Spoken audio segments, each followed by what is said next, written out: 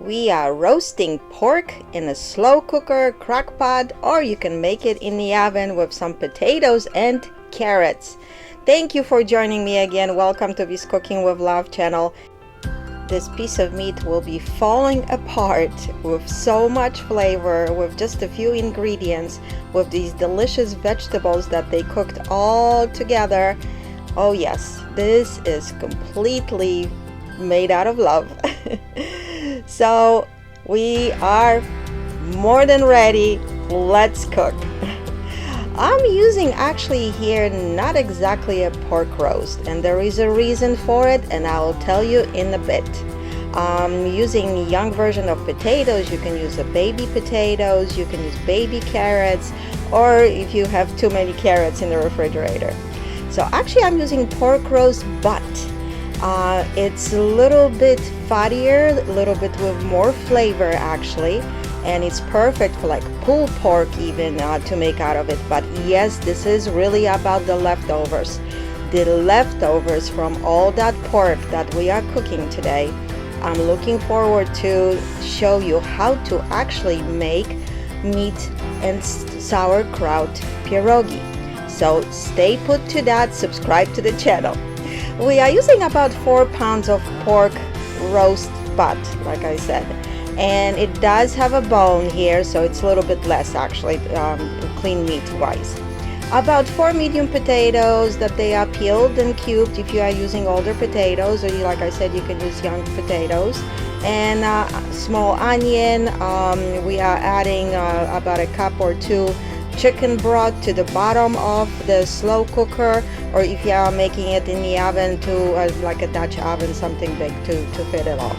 We also adding about 3 garlic cloves, 1 teaspoon paprika, 1/4 teaspoon smoked paprika, teaspoon of oregano, 3/4 of a teaspoon of salt, 1/2 teaspoon black pepper, and 2-3 bay leaves. You can even use some allspice if you wanted, like 3-4 corns of it. And you see I added some spices to the bottom of it, and also coated the pork itself very well all around it.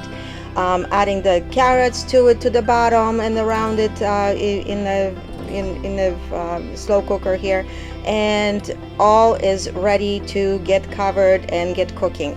You can use that, like I said, for a slow cooker, but you can also do it in the oven. In a slow cooker on high, you will be cooking it for about 6-7 hours. On low for about 9 to 10ish or so, until the meat is so soft and falls apart with the fork, or the temperature of it reaches about 180 Fahrenheit. If you are cooking that in the oven, I would recommend to put it at 450 Fahrenheit for about 20 minutes, and then lower it to 250 and cook for about 4-6 hours. This is really the best when it's nice and cooked slow. When the meat will be almost ready, we can make some gravy. Yes, so about 2.5 teaspoons of cornstarch, or you can use of course flour. And I use about a 1/4 cup of water just to mix up the cornstarch on the bottom.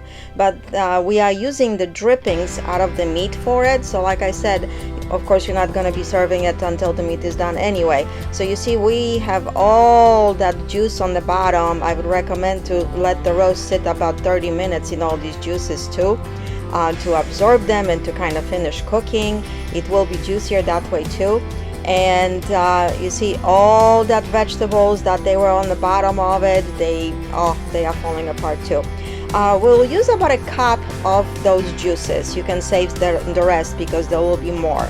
And mix all that and bring it to boil in a small pan that you are cooking, of course, on the stove on about medium high or so.